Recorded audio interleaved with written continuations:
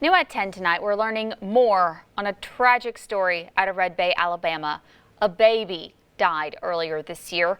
Our Ethan Foster went to Franklin County earlier today. He has the latest on how Autumn Wells died and who officers say is responsible for her death. Down an old gravel road in Belmont, to the right of a winged cross, there's a small family cemetery.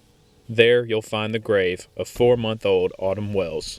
She was the whole center of my world. She brought all of us together closer, and she changed my whole life. Autumn was born last October. She died this March. But her mother, Taylor, says it still feels like yesterday.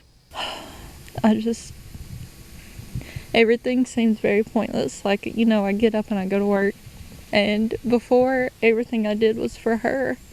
And, now I don't know what to do, and I don't have a purpose anymore. Wells works at Tiffin Motorhomes in Red Bay, Alabama. Her daughter was in daycare just down the street. Our department received a call from the Red Bay Hospital stating an infant had came in unresponsive, and they were requesting for law enforcement and the coroner. The coroner later told Autumn's mother the news no parent ever wants to hear. The child was found unresponsive at the daycare and transported to the Red Bay Hospital, and was deceased at the hospital. A report by the state's Department of Human Resources found a number of safety violations, including improper sleeping practices for children and staffing issues. The report also found Autumn was put to sleep on her stomach with a blanket covering. This was not only a violation of a state performance standard, it also likely made it much harder to see her having any breathing problems.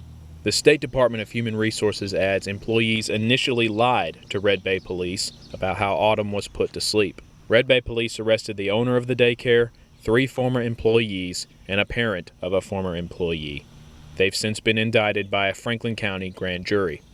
It was 1 week after Autumn Wells died that the Alabama Department of Human Resources ordered the door to Tiny Tigers Pre-K be closed, and it's been that way for over 3 months. And right now, the family is just hoping that others can avoid the pain and the heartache that they've had to endure. If I could say anything to other parents, it would be know your daycare. Know who's working there. Know what's going on. And if you see something, say something.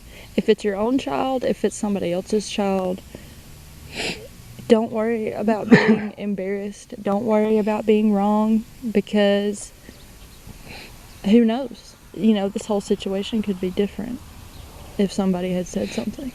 If we don't talk about this, if we don't make this public, somebody else will do what we're doing right now. If it happens here, it can happen in Tupelo or Morville or Florence, Alabama or Russellville or Batesville, Mississippi.